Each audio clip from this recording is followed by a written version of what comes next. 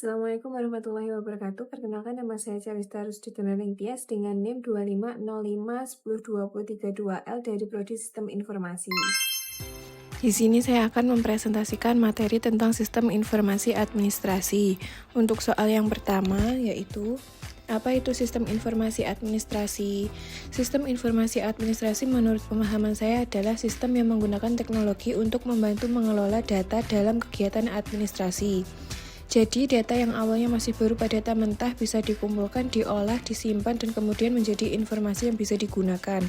Dengan adanya sistem ini, pekerjaan administrasi bisa menjadi lebih cepat, lebih rapi, dan tentunya mengurangi kesalahan dalam pencatatan.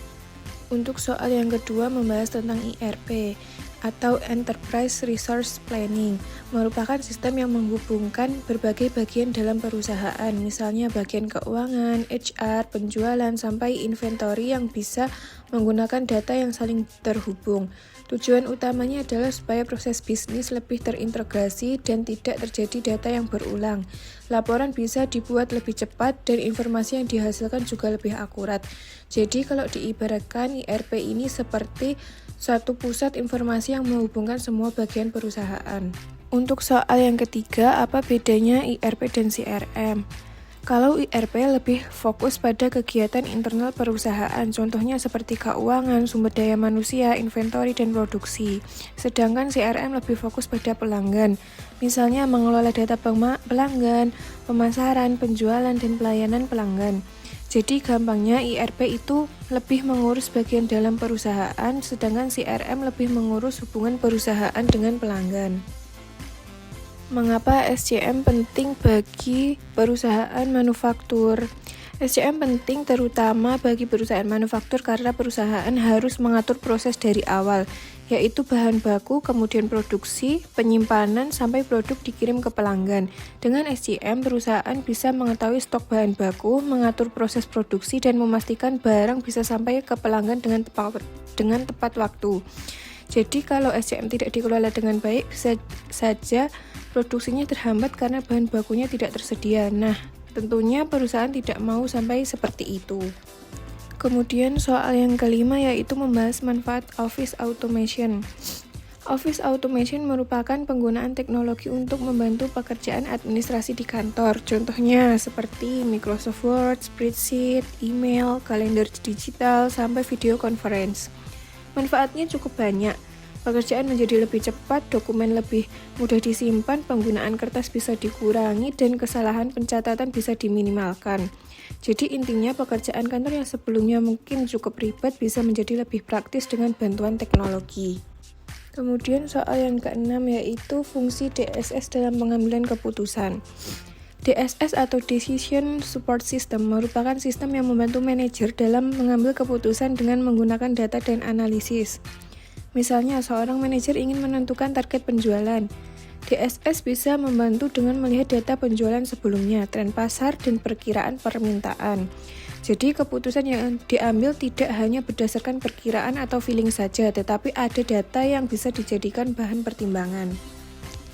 Untuk soal yang ketujuh yaitu perbedaan DSS dan ACE. DSS dan ACE sebenarnya sama-sama membantu dalam pengambilan keputusan, tapi fokusnya beda.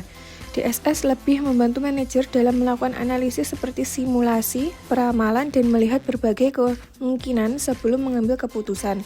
Sedangkan ACE lebih digunakan untuk memberikan informasi strategis kepada manajemen tingkat atas atau pimpinan.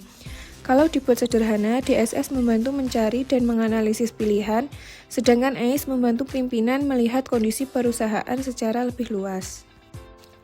Kemudian soal yang ke-8, mengapa IRP, CRM, dan SCM perlu diintegrasikan? Ketiga sistem ini memiliki fungsi yang berbeda, tetapi sebenarnya saling berhubungan.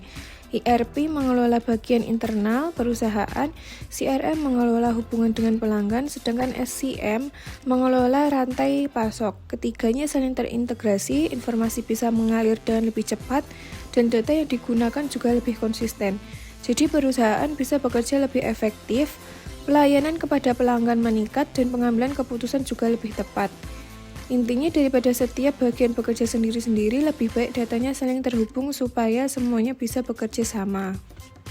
Pada presentasi ini saya akan membahas analisis sistem informasi administrasi pada UMKM toko online, mulai dari sistem yang digunakan sampai rekomendasi pengembangannya. Saya memilih UMKM toko online karena kegiatan bisnisnya sudah banyak menggunakan teknologi seperti marketplace, WhatsApp bisnis, media sosial, dan juga spreadsheet. Sistem tersebut digunakan untuk membantu pesanan pembayaran, promosi, komunikasi dengan pelanggan, pencatatan stok, dan keuangan. Jadi UMKM sudah menggunakan sistem informasi, tetapi masih menggunakan beberapa aplikasi yang berbeda. Untuk ERP, UMKM belum sepenuhnya menerapkannya secara terintegrasi.